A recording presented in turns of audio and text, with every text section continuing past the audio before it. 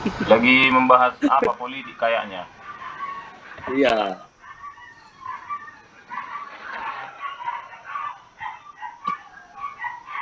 Terdengar suara anjing itu, Be?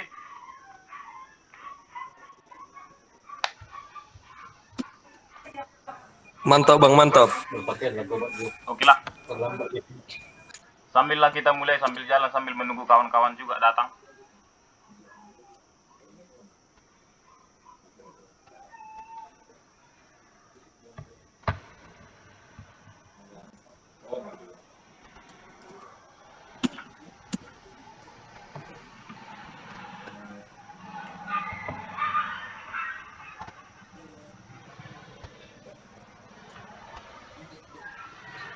Oke Pak Supriyadi, bisa kita mulai Pak? Bisa Pak, bisa. Oke, Bisa baik. Pak. Oke, Bisa siap. Pak. Oke, selamat malam Bapak Ibu. Selamat malam, Pak. Selamat malam Pak. Sebelum kita mulai kegiatan kita pada malam ini, kita berdoa sejenak agar kegiatan ini berjalan dengan lancar. Kita berdoa menurut agama dan kepercayaan kita masing-masing. Berdoa dimulai.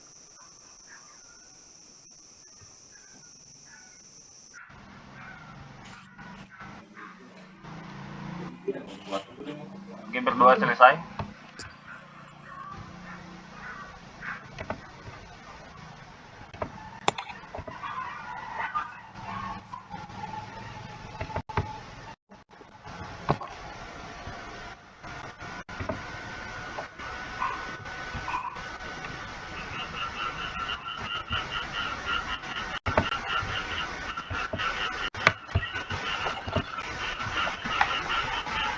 Baik Bapak Ibu, izinkan saya sedikit mempresentasikan hasil dari pembelajaran modul budaya positif. Di sini saya rangkum semuanya. Nanti kalau ada yang kurang kita pahami atau mau kita diskusikan, boleh kita diskusikan bersama.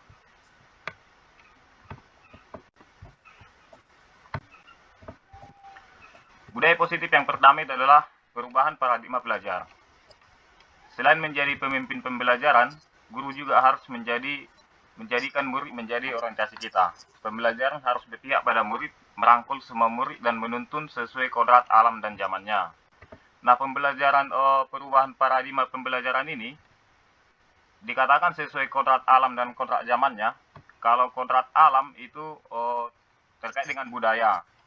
Kemudian kalau kodrat zamannya ya kalau di zaman sekarang ini sudah serba teknologi, jadi kita harus bisa menuntun siswa itu untuk bagaimana dia bisa memahami pembelajaran itu dengan teknologi juga.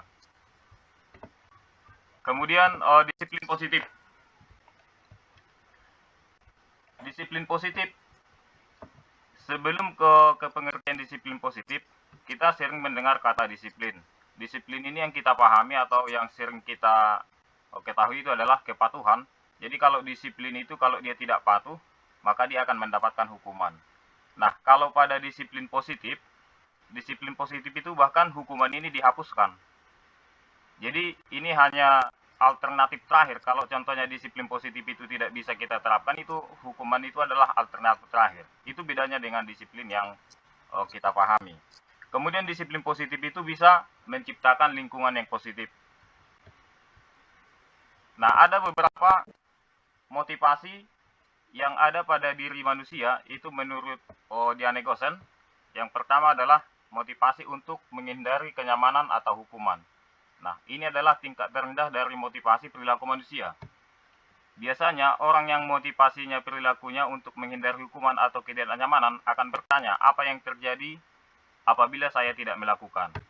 Nah, ini sering kita jumpai Bapak Ibu di tempat kita atau di tempat kerja kita, di sekolah kita juga. Itu siswa, kalau contohnya kita buat mengerjakan tugas, kita seringkali mendapatkan siswa itu mengerjakan tugas itu terdapat pada motivasi yang pertama ini. Jadi dia takut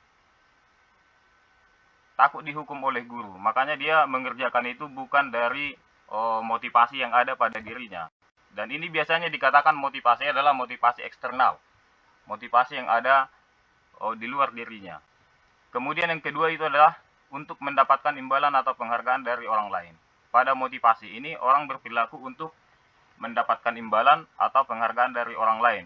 Nah, jadi seseorang itu melakukan itu biar dia mendapatkan imbalan. Ini juga sering kita jumpai di lingkungan kerja kita atau di sekolah kita. Siswa mengerjakan sesuatu itu ya biar dia mendapat penghargaan dari gurunya. Ya contohnya kalau kita puji dia, dia menjadi senang gitu. Itu bukan dari dalam diri dia juga, ini dikatakan motivasi eksternal juga. Kemudian yang ketiga, untuk menjadi motivasi yang ketiga itu adalah motivasi untuk menjadi orang yang mereka inginkan dan menghargai diri sendiri dengan nilai-nilai yang mereka percayai. Nah, mereka melakukan sesuatu karena nilai-nilai yang mereka yakini dan hargai. Dan mereka melakukannya karena mereka ingin menjadi orang yang melakukan nilai-nilai yang mereka yakini tersebut. Ini adalah motivasi yang akan membuat seseorang memiliki disiplin positif. Karena motivasi berperilaku bersifat internal, bukan eksternal. Nah, yang inilah Bapak Ibu yang sangat susah kita jumpai. Jadi untuk menjadi orang yang menciptakan motivasi dalam diri ini memang sangat jarang sekali kita jumpai di sekolah kita. Yang sering kita jumpai itu adalah yang nomor 1 dan nomor 2. Nah, di materi berikutnya nanti, semoga Bapak Ibu bisa juga kita buat ada satu motivasi, kira-kira bagaimana kita bisa melihat motivasi yang ada pada diri siswa kita. Sebelum kita masuk ke pembelajaran berikutnya, ada 5 kebutuhan dasar manusia. Kebutuhan dasar manusia yang pertama itu adalah kebutuhan untuk bertahan hidup. Biasanya kebutuhan untuk bertahan hidup ini meliputi kesehatan, rumah, dan makanan. Kemudian yang kedua, kasih sayang dan rasa diterima. Itu adalah kebutuhan untuk diterima. Biasanya kalau kebutuhan ini itu dia ingin terhubung dengan orang lain atau bersifat sosial. Kemudian kebutuhan yang ketiga itu adalah kebutuhan pengakuan atas kemampuan. Jadi ada sesuatu pengakuan atas prestasi yang dilakukan oleh orang tersebut. Kemudian yang keempat, kebebasan. Itu adalah kebutuhan akan pilihan. Contohnya di sini adalah mandiri, otonomi, memiliki pilihan, dan mengendalikan. Kemudian kebutuhan yang kelima itu adalah kesenangan atau kebutuhan untuk merasa senang. Ini bisa juga kesenangan, bermain, dan tertawa, itu adalah merupakan kebutuhan manusia. Jadi 5 kebutuhan ini nanti bisa kita hubungkan kalau ada masalah di siswa kita. Kira-kira kebutuhan apa yang tidak terbutuhi. Dari kelima kebutuhan ini bisa kita lihat nanti kebutuhan apa yang tidak terbutuhi.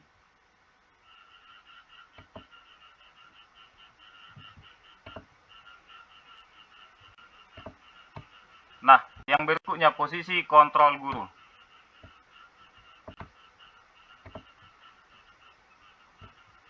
Posisi kontrol guru yang pertama itu adalah penghukum. Penghukum itu biasanya seorang penghukum bisa menggunakan hukuman fisik maupun hukuman verbal. Nah, kalau kita sebagai guru, ini yang saya sering juga saya lakukan. Saya sebagai guru ini sering sebagai penghukum. Ini contoh biasa kita lakukan kalau ada siswa yang tidak melakukan disiplin atau melakukan peraturan di sekolah kita. Jadi kita biasanya langsung menghukum, tidak ada contohnya tanya kamu kenapa, enggak. Pokoknya dia salah hukum, Inilah tipe-tipe guru. Ini sebenarnya posisi guru ya. Nanti bisa kita lihat Bapak Ibu, kita ada di posisi yang mana ini sebenarnya, yang sering kita lakukan di sekolah. Kalau saya pribadi memang saya sering di penghukum ini. Kemudian ada pembuat merasa bersalah. Nah, pembuat rasa bersalah ini akan menggunakan keheningan dan membuat orang lain merasa tidak nyaman, atau bersalah, atau rendah diri.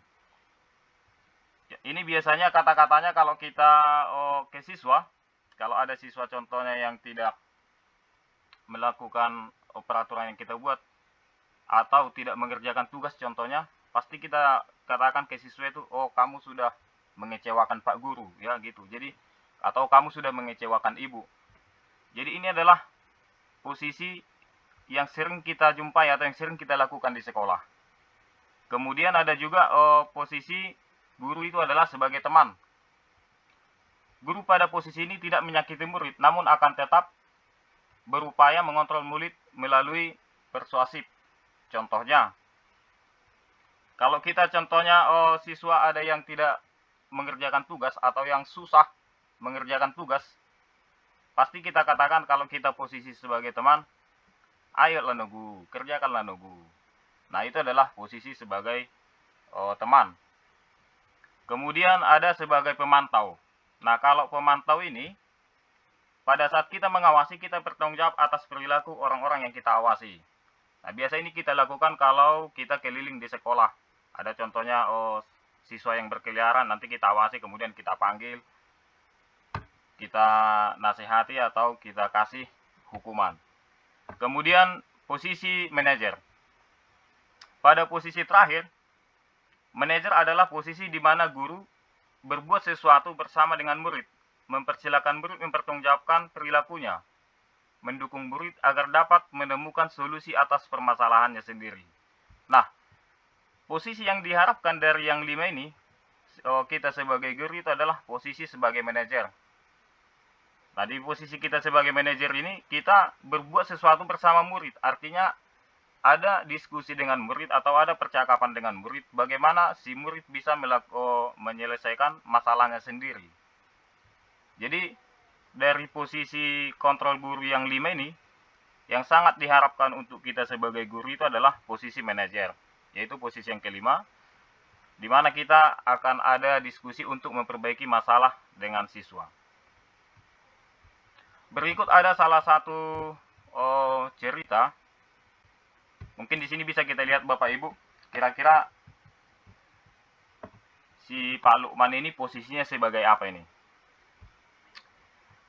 Izin saya bacakan.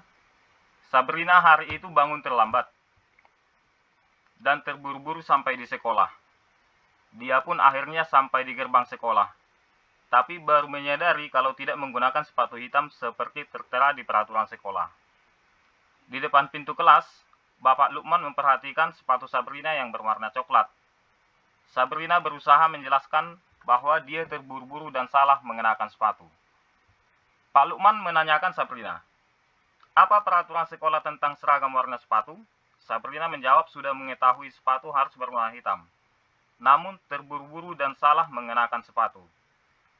Selain tidak mungkin kembali pulang karena rumahnya jauh sekali, Pak Lukman tetap bersikeras pada peraturan yang berlaku dan mengatakan, "Ya sudah, kamu sudah melanggar peraturan sekolah.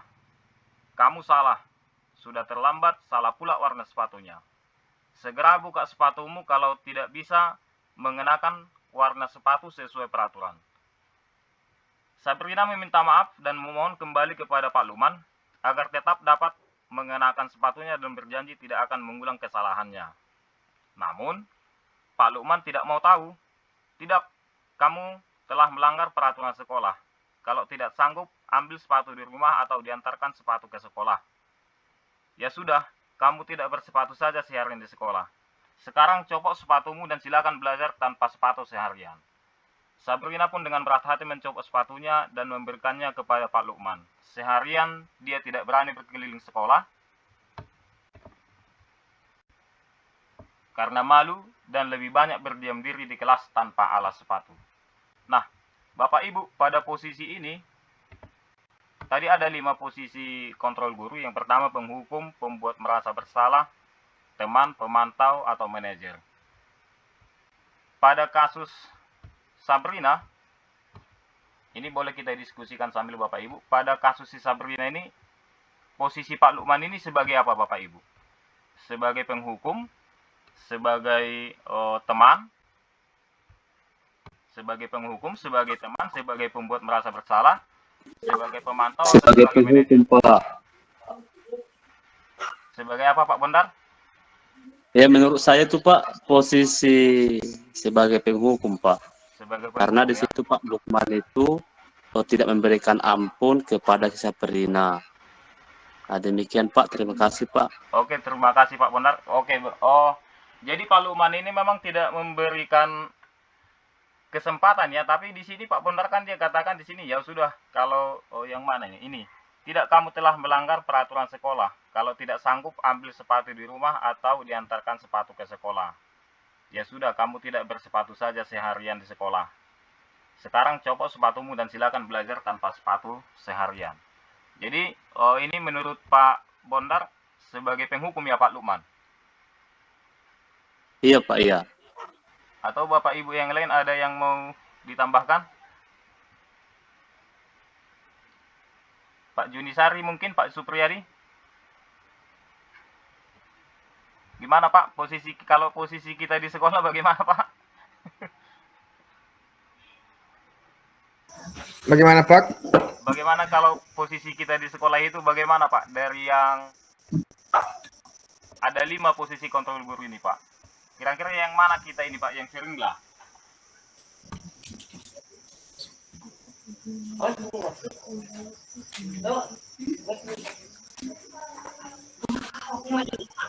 Kita sebagai penghukum atau pembuat merasa bersalah, teman, pemantau, atau manajer Pak? Menurut saya Pak sebagai penghukum. Sebagai penghukum Menurut ya. saya. Oke Pak, terima kasih Pak Supriyadi. Jadi Sama-sama, memang Pak. sering memang kita lakukan Pak di sekolah itu adalah sebagai penghukum, sama dengan seperti yang di Pak Luman tadi pada kasus ini. Kalau siswa atau murid itu melakukan kesalahan atau tidak mengikuti peraturan, kita selalu memberikan hukuman biasanya, kan gitu Pak. Nah, untuk ke depannya Pak, kita itu harus sebagai manajer Pak. Di manajer itu nanti setelah ini ada penjelasannya Pak. Kira-kira sebagai manajer itu bagaimana nanti langkah-langkahnya. Nanti sebagai manajer itu Pak, kita harus memanggil siswa, kemudian kita selidiki kira-kira apa penyebabnya. Dan hukuman itu Pak, itu tidak ada Pak di disiplin positif. Jadi sebisa mungkin hukuman itu ditiadakan. Itu sebisa mungkin, kalau tidak ada alternatif lain ya tetap memang kembali ke hukuman itu. Tapi itu adalah alternatif yang paling terakhir. Oke. Budaya positif yang berikutnya itu adalah keyakinan kelas.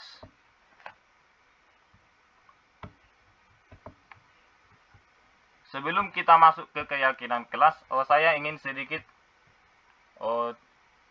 menanyakan ke Bapak Ibu, kira-kira kalau kita berkendara, sepeda motor lah contohnya, mengapa kita menggunakan helm? Kira-kira kenapa kita menggunakan helm Bapak Ibu kalau kita mengendarai sepeda motor? Untuk keselamatan, Pak. Untuk keselamatannya. Iya, Pak. Pak Bondar ini mantap kali ini ya. Oke Pak, yang Darkman itu siapa ya? Darkman? Oke silakan Pak, angkat tangan tadi. Supaya tidak ditangkap polisi, Pak. Supaya tidak ditangkap polisi. Oh Pak Herman. Jujur sekali jawabannya Pak ya. Memang pada dulunya Pak ya sama, kita juga seperti itu. Ketika kita tidak menyadari itu, karena ketakutan kita yang pertama itu adalah ditangkap polisi, memang ditilang polisi. Ya, jadi tapi sebenarnya kalau kita pikirkan atau kita maknai, kita menggunakan helm itu adalah untuk keselamatan. Nah, keselamatan itulah yang bisa menjadi keyakinan kita. Itu adalah keyakinan kita. Jadi kita yakin kalau menggunakan helm itu adalah kita selamat. Nah, samalah dengan pembuatan nanti keyakinan kelas. Apa sih kegunaan dari pembuatan keyakinan kelas? Yaitu motivasi yang ada pada diri, yaitu motivasi internal. Untuk pembuatan keyakinan kelas itu, kita harus melihat motivasi yang ada pada diri, atau motivasi yang internal. Nah, bagaimana membentuk keyakinan kelas? Membentuk keyakinan kelas yaitu murid dan guru dan murid membentuk keyakinan kelas dengan menggunakan kalimat positif. Jadi di keyakinan kelas ini Bapak Ibu, tidak ada lagi namanya peraturan. Kalau dulu kita menggunakan peraturan namanya. Tapi kalau yang sekarang ini adalah keyakinan kelas. Jadi kalimatnya juga menggunakan kalimat positif. Ini ada contoh, sudah saya buat pembuatan keyakinan kelas berangkat dari peraturan kelas. Contoh peraturan kelas yang pertama itu adalah dilarang datang terlambat ke sekolah. Kemudian jangan membuang sampah sembarangan. Yang ketiga itu wajib mengerjakan tugas dari guru, dilarang membuat kegaduhan di kelas, kemudian dilarang membawa HP tanpa instruksi guru. Nah, peraturan kelas itu berubah menjadi keyakinan kelas yang akan kita buat. Nah, ini adalah diskusi kita dengan siswa. kita akan mendiskusikannya dengan siswa, kira-kira apa yang akan kita buat. Nah, contoh tadi dilarang datang terlambat ke sekolah itu dengan menggunakan kalimat positif di keyakinan kelas itu menjadi hadir tepat waktu. Jadi tidak ada lagi kata dilarang. Kemudian jangan membuang sampah sembarangan. Boleh juga kita buat itu adalah jagalah kebersihan. Kemudian wajib mengerjakan tugas dari guru. Nah, wajib mengerjakan tugas dari guru ini bisa kita buat menjadi aktif dalam pembelajaran. Kemudian dilarang membuat kegaduhan di kelas. Kalau ada kata dilarang membuat kegaduhan di kelas itu, berarti kita bisa membuat menjaga ketertiban dan kenyamanan kelas. Kemudian yang terakhir, dilarang membawa HP tanpa instruksi guru. Ini boleh kita buat menggunakan HP dengan anjuran Bapak Ibu guru. Jadi di sekolah Bapak Ibu tidak ada lagi namanya nanti peraturan kelas. Kalau kita semua membuat ini, nah keyakinan kelas ini kan ada kesepakatan antara guru dengan murid. Ya. Ini dibuat bersama guru dan murid, dan itu pun tidak usah terlalu banyak-banyak Bapak Ibu. Bisa sampai 5 sampai 7.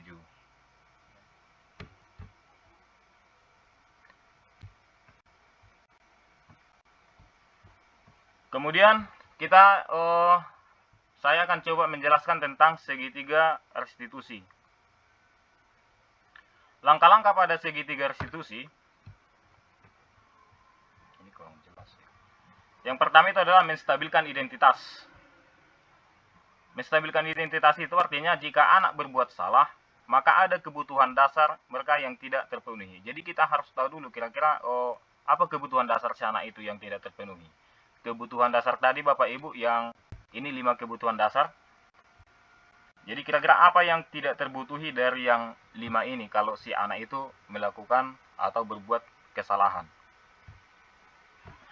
Kemudian yang kedua itu validasi tindakan yang salah. Di validasi tindakan yang salah ini yaitu memahami kebutuhan dasar yang mendasari tindakan anak berbuat kesalahan. Kemudian yang ketiga itu adalah menanyakan keyakinan. Nah, di menanyakan keyakinan ini kita akan menuntun siswa bagaimana dia mengevaluasi kesalahan dia dan bagaimana dia memperbaiki kesalahan yang dibuatnya. Di sini ada saya buat cerita singkat Bapak Ibu. Ini antara guru dengan murid. Mohon maaf Bapak Ibu, di layar Bapak Ibu kelihatan jelas atau terlalu kecil? Terlalu kecil, Pak. Terlalu kecil ya. Lalu apa terus?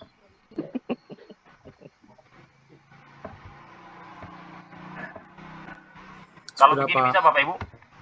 Bisa, Pak. Soalnya kalau Bisa, Pak, bisa. saya buat apa dia Zoom. Oh, selamat datang Pak Putra Sirait. Beliau ini Pak Putra Sirait ini salah satu guru panutan di sekolahnya ini, Bapak Ibu.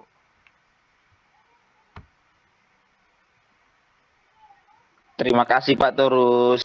Oke Pak. Nanti kalau ada tambahan mohon ditambahkan ya Pak. Siap Pak, siap Pak Terus. Oke, terima kasih Pak. Nah, ini ada salah satu kasus. Santi marah karena tidak terima pekerjaannya selalu dicontek oleh temannya. Ia tidak bisa menahan emosinya sehingga ia menjadi marah. Nah, ada percakapan antara guru dengan siswa. Santi, Pak Guru dengar tadi laporan dari ketua kelas, kamu habis bertengkar ya dengan Andi. Iya Pak, kata si siswa, habis kesal sih Pak. Nah, kenapa kesal nak? Andi terus mencontek hasil tugas dan pekerjaan saya.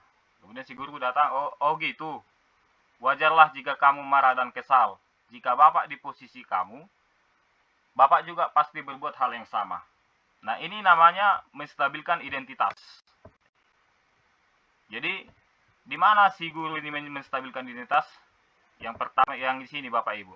Oh gitu, wajarlah jika kamu marah dan kesal. Jika Bapak di posisi kamu, Bapak juga berbuat hal yang sama. Nah, inilah langkah pertama si guru ketika menyelesaikan masalah yang ada pada siswa. Jadi di awal itu pada segitiga restitusi, ini dinamakan menstabilkan identitas. Kemudian pada validasi tindakan, lalu apa yang akan kamu lakukan terhadap Andi? Kemudian si siswa menjawab, saya marah-marah Pak. Saya maki-maki Andi dan tanpa sadar saya menggebrak meja Pak. Oh gitu, pasti kamu melakukan itu pasti ada alasannya ya. Kemudian si siswa menjawab, pastilah Pak, masa saya diam saja? Saya sudah susah payah mengerjakan tugas Pak, tapi Andi malah mencontek dan tidak mau berusaha. Ya wajarlah kamu marah kalau pekerjaanmu dicontek oleh Andi. Bapak sangat menghargai perbuatanmu dan yang tidak lebih parah dari situ, misalnya menyakiti Andi secara fisik. Kemudian si siswa mengatakan, iya Pak. Nah, di sini, di validasi tindakan ini, si guru menanyakan, ya, kira-kira apa yang dilakukannya? Si guru menanyakan, oh gitu, kamu pasti, yang ini, oh gitu, pasti kamu melakukan itu, pasti ada alasannya ya. Jadi di sini si guru itu melaksanakan validasi tindakan. Pastilah Pak. Kemudian si siswa menjawab, pastilah Pak, masa saya diam saja? Saya sudah susah payah mengerjakan tugas Pak, tapi Andi malah mencontek dan tidak mau berusaha. Di sini si siswa mulai bercerita kira-kira apa dasar dia melakukan tindakan yang dia buat. Kemudian yang ketiga itu adalah langkah yang terakhir itu menanyakan keyakinan. Si guru mulai mengajak bagaimana tindakan untuk memperbaiki tindakan yang dilakukan oleh si siswa. Sekarang mari kita pikirkan tindakan kamu tadi menggebrak meja. Apakah sesuai dengan keyakinan kelas kita? Si siswa menjawab, tidak Pak. Menurut kamu keyakinan kelas apa yang dilanggar? Saling menghormati sesama teman Pak. Kemudian si guru bertanya lagi, menurut kamu saling menghormati teman itu penting tidak untuk kamu? Si siswa menjawab, penting Pak. Baik, kalau menurut kamu itu penting. Keyakinan apa yang harus kamu lakukan pada saat sedang marah? Harus lebih sabar Pak. Kemudian si guru bertanya, kamu bersedia memperbaiki masalah ini? Si siswa menjawab, ini seharusnya di sini ada lagi Bapak Ibu, tapi ini kehilangan teks mungkin sebagian. Si siswa menjawab, saya bersedia. Saya harus lebih sabar kalau ada teman saya yang mencontek dan melaporkannya ke guru mata pelajaran. Kemudian, benar Santi, tepat sekali tindakan kamu. Sekarang kembali ke kelas ya. Nah, inilah salah satu contoh kasus mungkin yang pernah kita alami juga di sekolah. Pernah kita alami di sekolah, dan mungkin langkah-langkah yang kita lakukan itu tidak tiga-tiganya kita lakukan Bapak Ibu. Mungkin ada satu langkah yang kita lakukan, kemudian 2 langkah lagi ya tidak kita lakukan. Nah,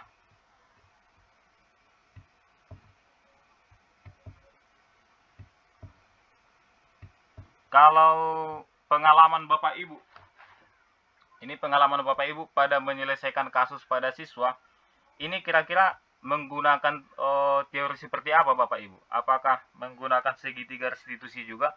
Kemudian di langkah-langkah yang mana kira-kira yang sudah Bapak Ibu lakukan? Ini Pak Putra dulu. Pak Putra, bagaimana Pak?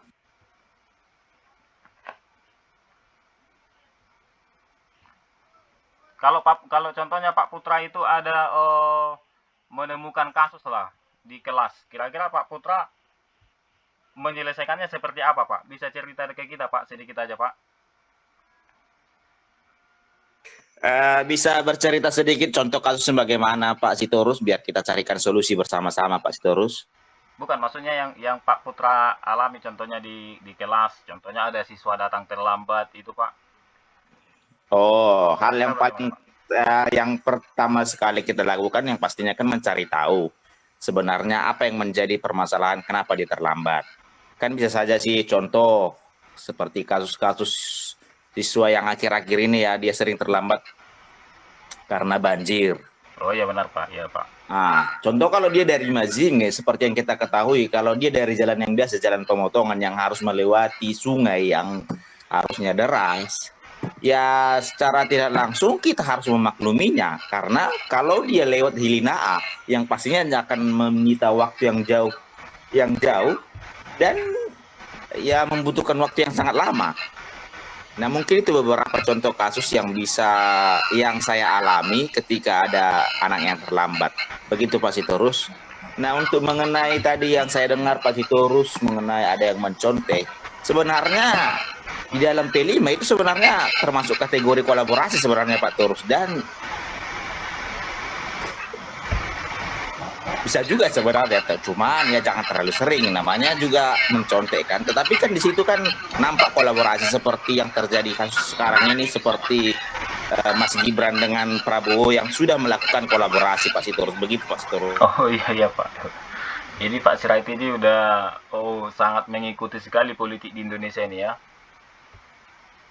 Nah, kalau di P5 mungkin kebetulan ada juga di sini guru yang udah sering ikut pelatihan Pak, Bapak Ibu, itu Pak Bondar ini. Kebetulan beliau juga wakil kurikulum, sudah sering juga ke Medan. Menyatakan bahwa mencontek itu salah satu bentuk kolaborasi pada kurikulum Merdeka. Menurut saya Pak, sesuai dengan apa yang disampaikan oleh Pak Sitorus tadi, bahwa kita sebagai guru ini harus mampu menanamkan nilai-nilai atau disiplin positif terhadap siswa. Salah satunya Pak, itu mencontek itu bukan hal yang baik menurut artinya. Untuk hal-hal berkolaborasi itu bukan mencontek salah satunya Pak Sirait. Mungkin itu saja Pak dari saya. Mungkin ada tanggapan dari Bapak Ibu yang lain. Sekian dan terima kasih, saya kembalikan kepada Pak Sitorus. Oke, terima kasih Pak Bondar. Bagaimana Bapak Ibu yang lain? Pak Supriyadi ada tanggapan Pak Juni? Ada Pak. Oke, terima kasih Pak Sup. Contoh kasus ini tadi Pak ya. Iya Pak. Yang saya temukan di sekolah biasanya itu Pak, ketidakmenghargai guru. Tentu saya di situ melakukan pendekatan personal. Saya menyampaikan kepada dia bahwa jangan melakukan hal demikian. Yang harus dilakukan adalah menghargai guru, karena guru itu adalah mendidik. Iya benar Pak. Itu Pak kira-kira pendapat saya tentang yang saya temukan kasus di sekolah. Oke, terima kasih Pak Supriyadi. Sama-sama Pak. Pak Juni ada tambahan Pak?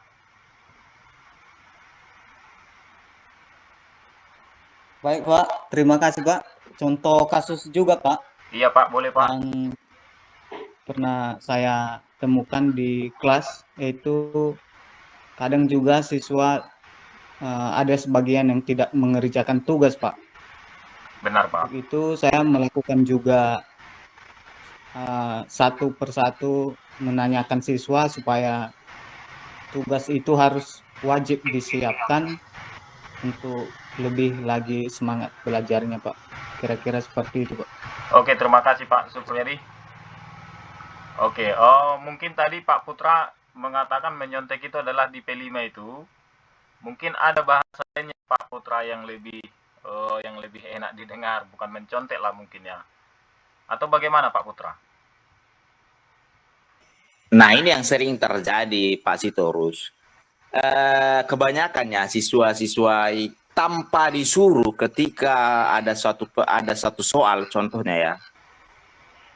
Ini yang sering mereka lakukan, yaitu berkolaborasi. Tetapi ketika disuruh bekerja kelompok, yang bekerja hanya satu orang. Benar Pak. Ya, sekali lagi, mungkin Pak Bondar atau Pak Herman juga sering mengalaminya ya, apalagi Pak Bondar ini yang selaku sekolahnya sudah standar internasional. Saya yakin bahwa ketika siswa disuruh bekerja kelompok, pasti hanya yang bekerja 1-2 orang. Tapi sebaliknya, ketika disuruh bersendiri kerja, mereka ini ya suka-suka berkolaborasi. Ya, benar. Mungkin itu contoh kasus yang sering saya alami Pak Sitorus. Oke Pak. Oke, baik. Mungkin kalau mencontek itu atau mencontek atau yang bagaimana ya? Mungkin jangankan di kehidupan siswa juga, di kehidupan kita sehari-hari juga, kalau kita ada contohnya buat sesuatu itu pasti ada lah. Nggak mungkin lah semuanya aktif kan gitu. Pasti ada. Tapi bagaimana cara kita sebagai guru itu mensiasati? Bagaimana kita mensiasati siswa yang seperti itu? Oke. Nah, oke Pak Bondar. Silakan Pak. Oh ya Pak, sedikit menanggapi Pak untuk pernyataan Pak Sirait. memang betul bahwa kita sebagai guru seringkali menemukan siswa itu mencontek kepada temannya. Nah, nanti kalau menurut saya Pak dari sini dulu, mencontek itu mungkin motivasi siswa itu mencontek karena takut hukuman gitu, atau mungkin dia mencontek motivasinya karena ingin mendapat nilai yang bagus. Jadi tugas kita sebagai guru menurutku Pak, kita harus bisa membangun motivasi intrinsik kepada siswa, biar dia juga nanti tidak sering-sering mencontek. Nah, kadang kan siswa ini mencontek motivasinya karena memang ingin mendapat penghargaan atau nilai yang bagus, atau mungkin menghindari hukuman. Begitu Pak. Demikian saya kembalikan kepada Pak Sitorus. Terima kasih. Oke, terima kasih Pak. Ini Pak Putra mungkin mau menanggapi lagi nih Pak. Menanggapi pernyataan Pak Bondar tadi, kira-kira Pak Bondar bisa nggak memberikan contoh motivasi apa sih sebenarnya yang bisa kita berikan kepada siswa agar siswa tersebut tadi tidak membuat menanamkan motivasi untuk mendapatkan nilai yang bagus ketika mengerjakan soal atau apalagi yang namanya mencontek tadi. Mohon penjelasan dari Pak Bondar. Ya Pak, terima kasih Pak Raid. Menurut saya Pak, kita bisa menanamkan nilai-nilai kebajikan universal kepada siswa tersebut. Artinya Pak, kita jelaskan pada siswa itu bahwa mencontek itu atau mengalihkan jawaban dari teman itu tidak bagus, dan juga itu belum tentu kalau kita mencontek itu kan belum tentu menambah pengalaman belajar atau juga menambah keterampilan, dan itu hanya seperti bagaimana kalau kita misalnya seolah-olah itu hanya membayar hutang. Kayak mana biar kita terbebas dari tugas tanggung jawab dan tanpa ada penambahan tambah pengalaman belajar kepada siswa itu, dan itu boleh kita jelaskan Pak kepada siswa. Artinya intinya nanti kita menanamkan nilai-nilai kebajikan universal kepada siswa tersebut. Contohnya kan pada kurikulum Merdeka ini Pak, itu ada yang namanya dimensi profil pelajar Pancasila. Nah, ketika siswa itu mencontek, apakah dia sudah mencapai yang namanya dimensi bernalar kritis? Begitu Pak. Dan mungkin juga dimensi-dimensi yang lain. Itu saja Pak Rai. Terima kasih, saya kembalikan. Bagaimana Pak Putra? Contoh yang paling instan lah dulu, kira-kira bagaimana Pak Bondar, biar saya bisa mengaplikasikannya. Kira-kira apa yang bisa saya ucapkan atau motivasi yang akan saya berikan kepada siswa agar mereka tidak mencontek sesuai dengan yang Bapak bilang tadi tentang kebajikannya. Begitu Pak Bondar. Ya Pak, kita cukup Pak menanamkan, kalau untuk menanamkan motivasi intrinsik kepada siswa itu Pak, artinya motivasi intrinsik ini merupakan keyakinan siswa itu apa yang mereka yakini menurut mereka itu hal-hal yang baik. Jadi Bapak nanti boleh juga menjelaskan kepada siswa itu apa kira-kira hal-hal yang baik yang perlu kita arahkan kepada siswa agar siswa itu melakukannya. Nah, kalau misalnya siswa itu sudah memahami, mungkin belum tentu langsung Pak mereka menerapkannya. Mungkin nanti kalau kita sering menjelaskan, mengarahkan kepada siswa itu tentang hal-hal yang baik tadi, mungkin nanti lama-kelamaan siswanya akan mulai melakukannya Pak. Demikian Pak Raid. Baiklah Pak Raid, bagaimana Pak Putra? Saya rasa sudah cukup jelas penjelasan Pak Bondar ini. Oke, terima kasih Pak. Terima kasih Pak Bondar. Pak Putra juga terima kasih. Jadi memang pada penerapan budaya positif di sekolah ini memang tidak seinstan yang kita pikirkan. Contohnya di sini di cerita yang saya buat ini mungkin ini pada kalau kita drama kan ini, kalau kita praktekkan ya mungkin hanya 5 menit selesai ini masalah. Tapi pada kenyataannya di lapangan itu bisa saja pada saat itu dia mengakui kesalahannya, tapi setelah itu bisa juga berlanjut gitu.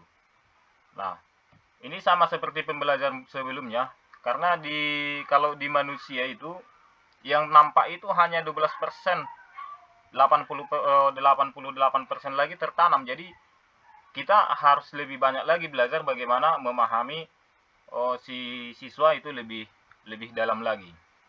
Nah, ada lagi Bapak Ibu yang ingin ditambahkan? Ibu Ayu udah masuk, Bu Ayu? Bu Ayu keluar ya.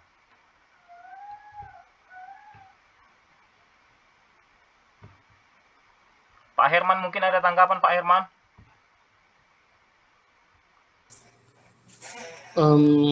Sudah pasti Pak, penuturan dari Bapak Bondar dan Pak Sirait tadi itu sudah luar biasa, sudah mewakili dari semua. Iya. Jadi dari saya sudah nggak ada lagi yang bisa saya tambahkan. Oke, siap. Karena mereka udah pakar di bidang mereka masing-masing. Karena udah pengalamannya, makanya kita tanya tadi pengalaman, apalagi Pak Bondar itu udah melanglang buana kemana-mana, ke Medan juga udah sering juga ikut pelatihan. Bahkan beliau ini adalah salah satu narasumber Pak Herman. Beliau itu salah satu narasumber dari kurikulum Merdeka. Wah, pantas sekali Bapak. Bagaimana dari Bapak itu menjelaskan, memang luar biasa sekali penyampaian. Ya, di lain waktu mungkin bisa kita minta ilmu yang didapatkan oleh Bapak itu.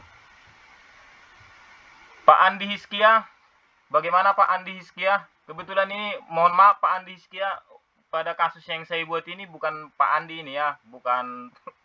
Ini kebetulan namanya sama.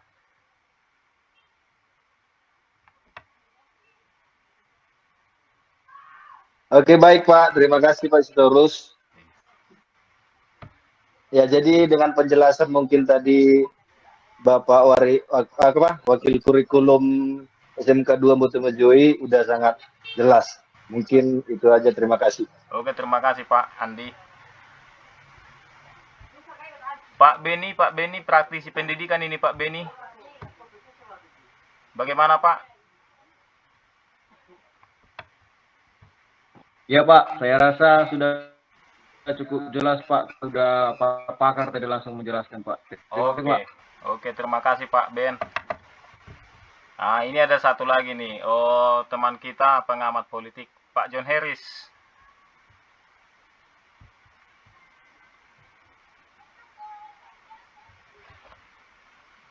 Bagaimana Pak John Harris?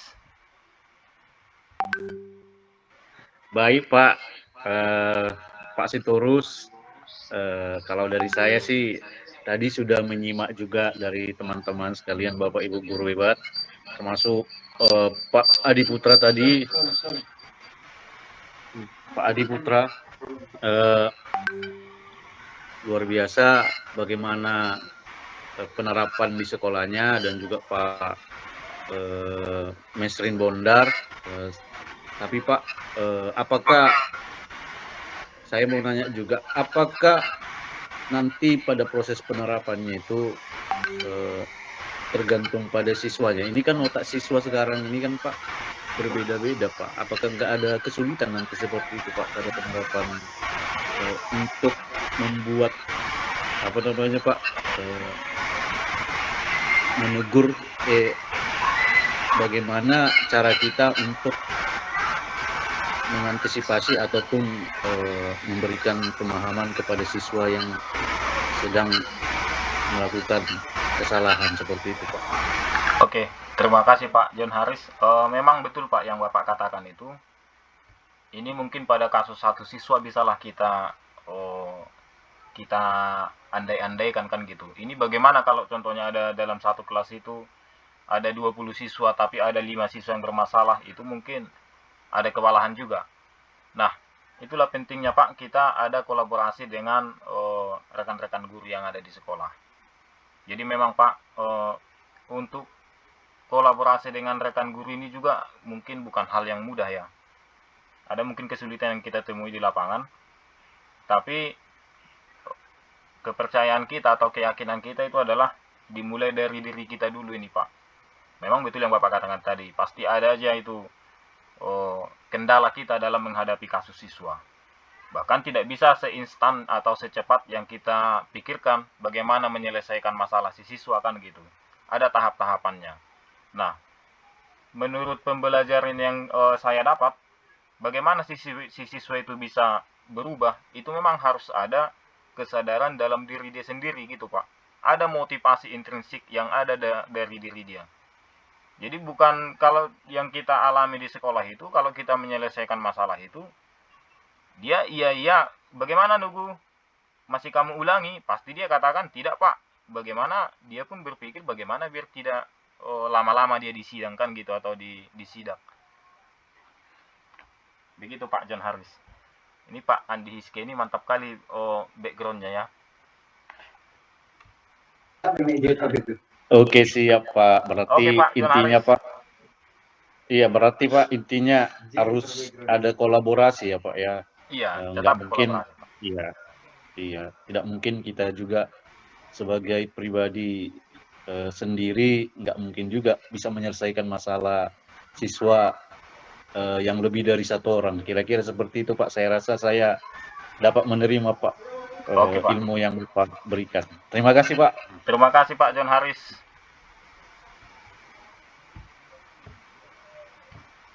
Ada lagi Bapak Ibu yang mau ditambahkan? Mungkin dari Bapak Ibu yang lain boleh. Kalau ada yang mau kita diskusikan.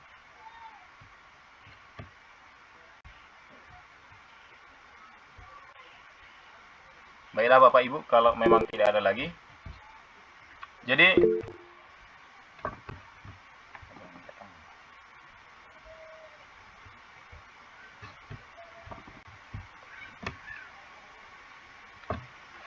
ada tiga yang menurut saya yang sangat urgent untuk saya lakukan pribadi. Mungkin Bapak Ibu juga nanti boleh menambahi kalau ada.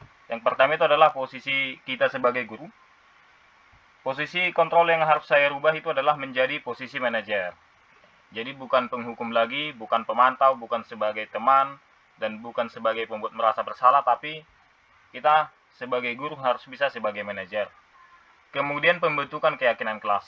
Keyakinan kelas ini menurut saya penting dibuat, yaitu bagaimana pembuatannya itu kita membuat keyakinan kelas itu bersama murid dan menggunakan kalimat-kalimat yang positif. Jadi di keyakinan kelas ini tidak ada lagi namanya peraturan. Jadi di sini adalah murni dari motivasi yang ada pada siswa. Kemudian segitiga restitusi itu adalah kita menciptakan motivasi dalam diri siswa untuk evaluasi kesalahan. Jadi kita memanggil siswa itu sebenarnya bukan untuk menghakimi kalau dia melakukan kesalahan, bukan untuk menghakimi si siswa, tetapi untuk membuat bagaimana dia sadar dan bagaimana dia melakukan evaluasi atas kesalahan yang dia buat. Dan menurut saya, kalau dia sudah ada motivasi dalam diri dia untuk memperbaiki kesalahan yang dia buat, itu kedepannya itu dia nggak akan mengulangi kesalahannya. Jadi ada tiga menurut saya yang penting yang akan saya lakukan. Mungkin Bapak Ibu juga bisa. Yaitu yang pertama posisi kontrol guru itu, kemudian keyakinan kelas, kemudian yang ketiga itu adalah segitiga penerapan metode segitiga restitusi untuk menyelesaikan masalah siswa. Baik Bapak Ibu, kalau ada yang ingin ditambahkan lagi Bapak Ibu.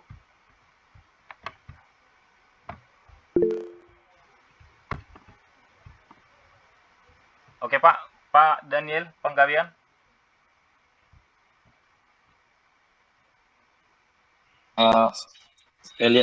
Saya lihat ini slide Bapak udah ada ucapan terima kasih, mungkin materi ini udah rampung. Yang pertama dulu terima kasih atas materi yang sangat luar biasa ini, di mana kita sebagai guru mengetahui sebenarnya di mana posisi yang sebenarnya yang harus kita lakukan kepada siswa. Yang artinya siswa akan mendapat kemerdekaan dalam hal belajar dia, dalam proses belajar dan juga nanti dalam hasil belajar dia. Nah, mulai dari posisi kita, posisi kontrol kita sebagai guru, keyakinan, pembuatan keyakinan kelas, dan juga penerapan segitiga restitusi, ketika ini kita terapkan, memang terciptalah siswa-siswa yang nanti dia akan memiliki profil pelajar Pancasila yang ada 6 dimensi yang tadi yang sudah dibilang kawan-kawan. Nah, dari apa yang saya lakukan selama ini betul-betul masih jauh dari materi yang Bapak Sitorus sampaikan. Mana tadi kita dituntut supaya menggali potensi-potensi yang ada dalam diri anak itu melalui dari motivasi dirinya, bukan karena paksa. Jadi solusi juga yang dia ambil dari permasalahan yang dia lakukan itu adalah memang dari dalam diri siswa, bukan karena kita paksa. Jadi luar biasa materi ini, Pak. Saya ucapkan terima kasih, mudah-mudahan ini bisa terapkan seperti yang dibilang Bapak John Haris tadi. Ini memang sangat-sangat susah kita terapkan, tapi sedikit banyaknya mulai dari diri mari kita lakukan supaya pendidikan Indonesia ini adalah bertransformasi. Terima kasih. Oke, terima kasih Pak Panggabean. Benar sekali yang Bapak katakan tadi, memang agak sekilas memang kalau kita pelajari ya terlihat mudah bagi kita, tapi pada pelaksanaannya memang sangat susah. Tapi dengan demikian juga Pak Daniel Panggabean, kalau kita berusaha mungkin ya selain usaha kita mungkin Tuhan juga bisa membantu kita, Pak. Oke Pak, Pak Putra mungkin ada tambahan, Pak?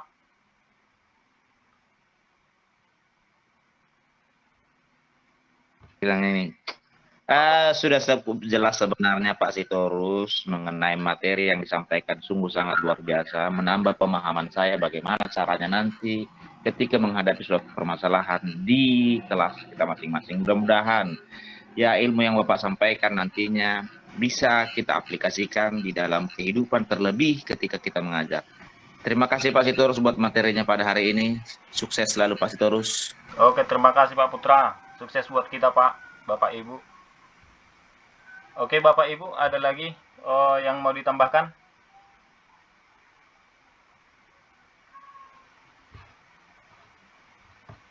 Baik Bapak Ibu, 1 jam kita bersama. Demikian persentase yang saya buat. Semoga ini bisa menjadi atau menambah ilmu kita bersama. Banyak kekurangan dari pemaparan saya, dan ini memang juga saya buat dengan tempo yang sesingkat-singkatnya juga Bapak Ibu. Jadi bagaimana juga saya memikirkan ini kawan-kawan waktunya terganggu ini, makanya tidak terlalu panjang-panjang. Kalau saya memang berencana diskusi dengan Pak Kepala Sekolah juga, diskusi dengan para senior, Pak Mesrem Bondar yang di kurikulum yang sangat aktif itu, ada Pak Beni Nadia juga, ada juga Pak Tambunan, tapi Pak Tambunan belum masuk ini kayaknya. Saya memang mau meminta pendapat juga waktu itu bagaimana dalam pembuatan materi ini, tapi mengingat waktu kita juga yang sangat terbatas, makanya saya batasi saja hanya di sini. Baik Bapak Ibu, kalau tidak ada tambahan lagi, sekali lagi segala kesalahan atau kekurangan pengucapan kata saya minta maaf. Terakhir saya ucapkan terima kasih, semoga sukses buat kita semua. Selamat malam Bapak Ibu, mohon izin saya live ya. Oke Pak Sitorus, awhagele mau lihat Pak Sitorus. Oh Pak Bondar, ada lagi Pak Bondar. Iya Pak Bondar. Tidak ada Pak, salah pencet tadi Pak. Oh salah pencet, oh udah suka mencet ya. Oke Pak Bondar. Oke, terima kasih Bapak Ibu, selamat malam. Selamat malam Pak Sitorus. Terima kasih Pak Juni, Pak Shalom. Suryadi, Ibu Ayu. Sama-sama Pak Sitorus. Oke Pak.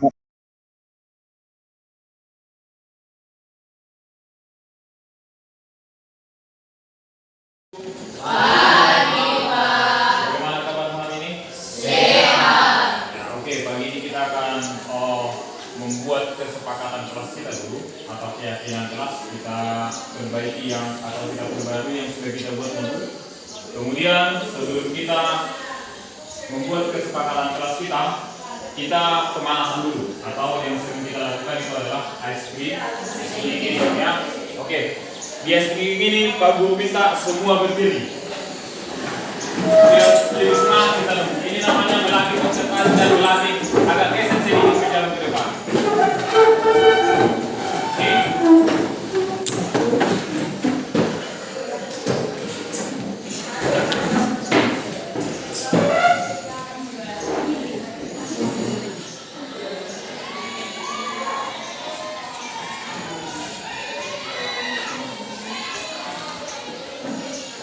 Makanya nanti lu fokus ya. Misalnya, kita di dalam. Oh, urutannya kan di bawah dulu. Kemudian nanti ada yang ini misalnya. Oke, siap? Oke, next. Makin cepat.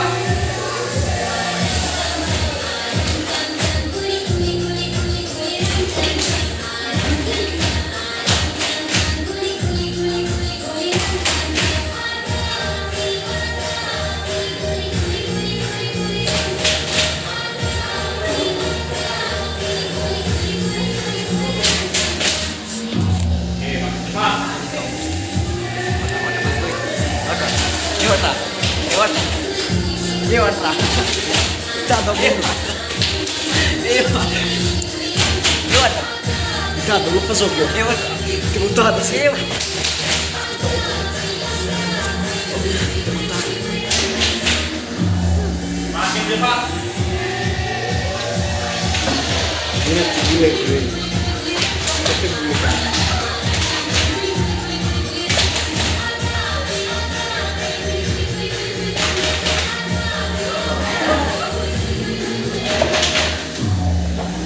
Makin cepat.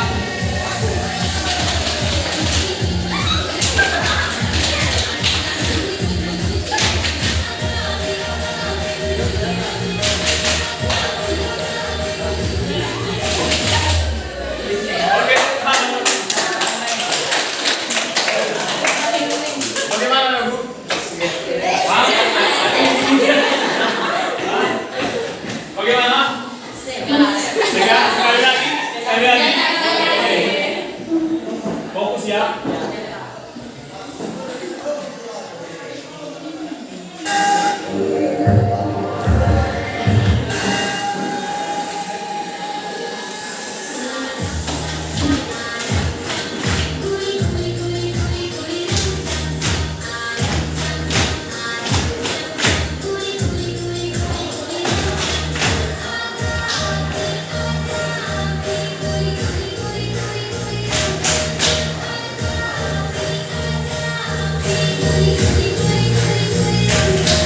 Oke, semakin cepat.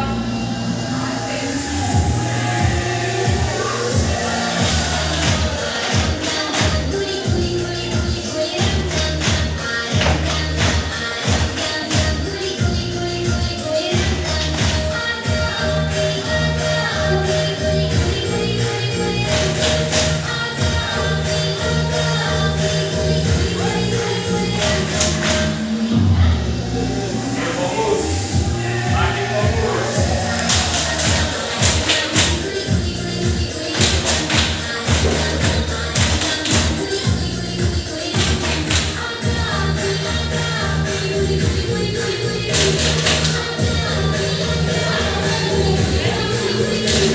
Oke, makin fokus lagi.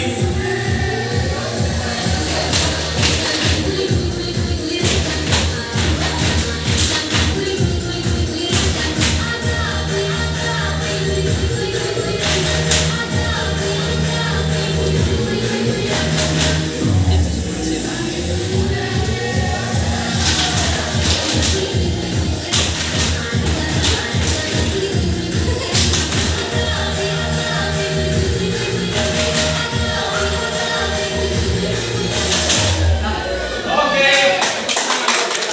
Oke, silakan duduk dulu. Di cuaca-cuaca yang agak-agak mendung ini kan biar lebih semangat kita sedikit ya. Oke. Sekarang Ibu silakan bentuk kelompok kita seperti yang kemarin.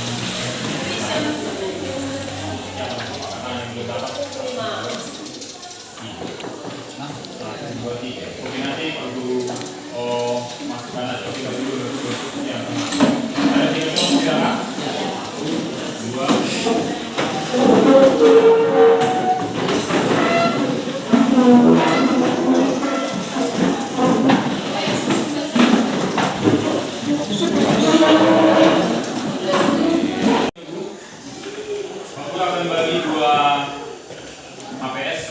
kelompok.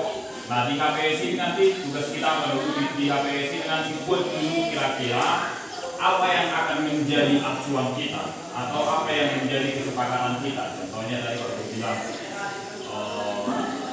buanglah sampah pada tempatnya. Jadi ini sebenarnya seperti peraturan, cuma tidak boleh menggunakan kata dilarang. Jadi dia harus contohnya yang sudah saya katakan dilarang di kelas, menjaga ketertiban. Ini dia, jadi tidak ada lagi kata dilarang. Jadi keyakinan kelas ini kita nanti nunggu yang menjadi aturan kita atau yang menjadi acuan kita dalam melaksanakan kegiatan pembelajaran. Jadi boleh ditulis, nanti diskusikan dengan kelompok, boleh ditulis sebanyak mungkin. Ya, bisa aja dulu tulis apa yang kira-kira yang menjadi atau yang ada pada diri kita, yang dari dalam diri kita masing-masing ya. Kalau menurut saya nanti Pak harus seperti ini, kalau menurut saya seperti ini. Jadi nanti itu yang akan kita ambil, itu yang akan kita sepakati. Oke, bisa dulu. Dua HPS nanti diskusikan dengan kelompoknya, harus sama-sama aktif. Ya.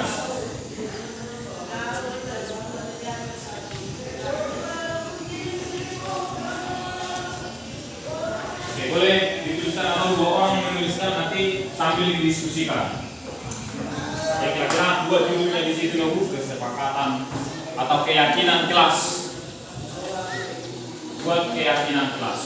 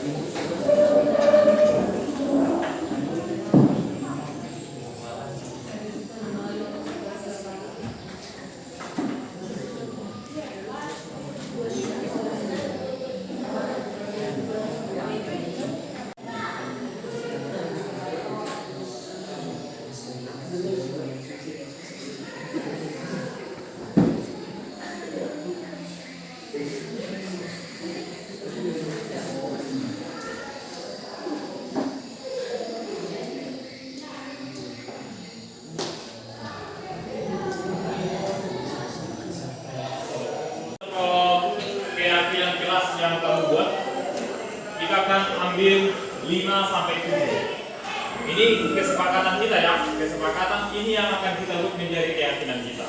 Oke, ambil saya mana dulu? Siapa yang terakhir pakai?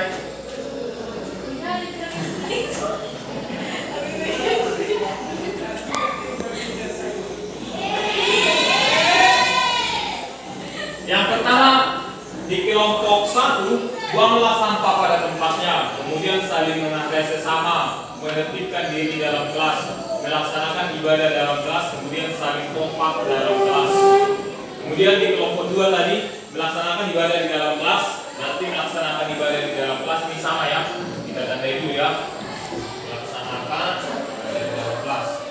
Kemudian siswa lebih aktif dalam proses KBM.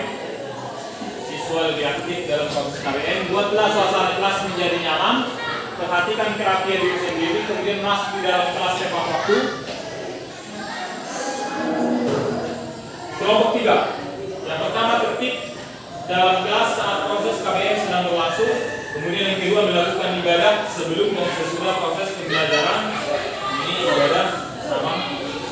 Menjaga kebersihan dalam ruangan, selalu kompak dalam melakukan hal yang baik, saling menghargai pendapat teman, membuat suasana dalam kelas menjadi nyaman. Yang mana kita ambil dulu? Dari kelompok 1, kita ambil dulu satu-satu. Dari kelompok 1, yang mana kita ambil dulu? Nomor 1 ya. Nomor 1 kita belajar dulu. Dan di kelompok 2, yang mana yang kita ambil? Nomor 4. Berarti terapkan sikap saling menghargai. Yang mana lagi dulu? Kelompok 3. Nomor selalu kompak dalam melakukan hal yang baik. Boleh nomor 4 kelompok 3 bisa? Ini kita teknis dulu ya. Kemudian kita ambil lagi dari kelompok 1. Yang mana dulu? Yang mana? Nomor 3. Menertibkan diri dalam kelas. Terapkanlah sikap saling menghargai, selalu kompak sama serta pada tempatnya. Nomor berapa? Nomor 3. Kita tes dulu nomor 3. Kemudian kelompok 2. Nomor 5. Perhatikanlah kerapian diri sendiri. Kelompok 3.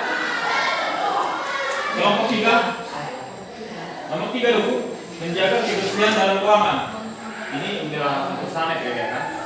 Sama menjaga kebersihan itu dengan buang sampah itu sama. Yang mana lagi selain itu? 6. Membuat suasana dalam kelas menjadi nyaman. Ini tadi nomor 4, nomor 5. Kemudian menertibkan diri itu berarti itu sudah ini ya, membuat suasana kelas menjadi nyaman itu hampir sama ya dengan menertibkan diri dalam kelas. Kalau kita sudah tertib itu kan artinya itu sudah menjadi nyaman. Berarti kita ambil dulu ini dulu. Kelompok 1, yang mana lagi? Ya, kelompok 1. Kalau saling menghargai sesama dulu, oh udah ada ya. Sikap saling menghargai udah ada. Ini yang sama semua. Yang mana? Yang mana lagi? Hah? Masuk di dalam kelas tepat waktu. Boleh ini? Boleh? Berarti ini ganti dari dilarang terlambat itu ya kan? Nah, ini akan kita tuangkan dulu. Sebentar, biar saya ketikkan dulu.